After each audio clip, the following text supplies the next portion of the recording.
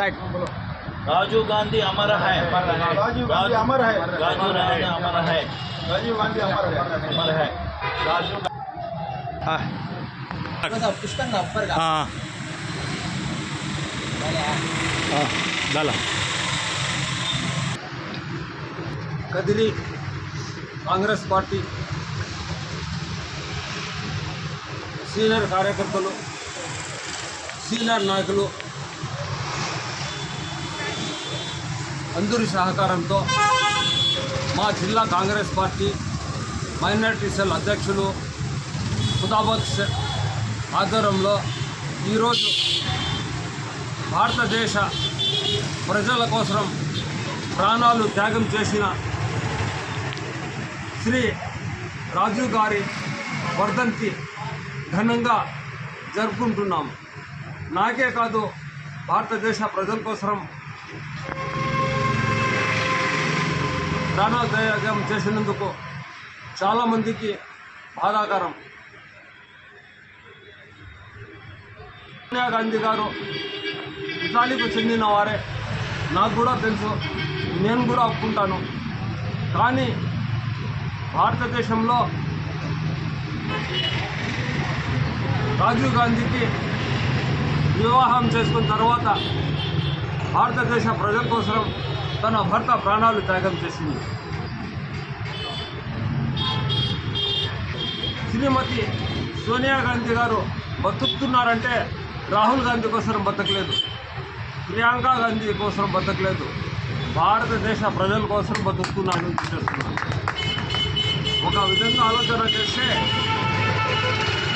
Computer ఈ మధ్య కాలంలో చిన్న చిన్న పిల్లోడు ఫోన్ తీసుకుని ఆడుకుంటూ అంటాడు. ఇళ్ళల్లో 5 సంవత్సరాలు 6 సంవత్సరాలు 4 సంవత్సరాలు చదువుకుంటే పిల్లవాడు కంప్యూటర్ తీసుకుంటూ ఆడుకుంటూ అంటాడు. ఆ కంప్యూటర్ నాలెడ్జ్ తీసుకొని వచ్చింది, బయట తీసుకొని వచ్చి తెలిపించిన ఘనత ఎవరంటే శ్రీ రాజీవ్ గాంధీ గారే. ఈ మధ్య కాలంలో ఉన్నారు, ఏందో పెట్రోల్ రేట్ అంట, డీజిల్ రేట్ అంట, గ్యాస్ రేట్ అంట, హిందూ ముస్లిం చిచ్చు పెట్టడం, ఇది తప్ప వేరే ఏం పని లేదు. నేను ప్రతి ఒక్కరికి చేతులెత్తి దండం పెడతాను.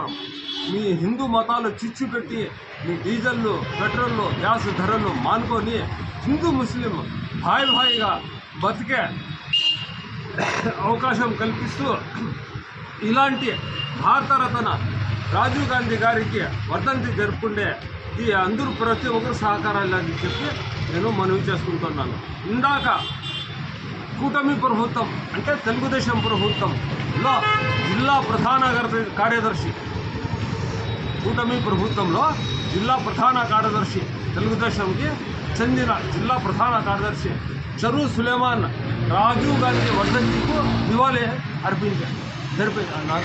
అర్పించారు. ఎందుకు? ఆయన తెలుగుదేశమే కావచ్చు, కానీ ఆయన దగ్గర రాజకీయాలు కాదు, ఆయన దగ్గర మానవత్వం ఉంది. రాజీవ్ గాంధీ టెక్నాలజీ ప్రవేశపెట్టిన విద్యా అర్హత గలవాడని చెప్పి తెలుగుదేశం చెందిన వ్యక్తి చరు సులేమాన్ కూడా రాజీవ్ గాంధీ వర్ధంతికి నివాళి ఇది చేస్తున్నారు.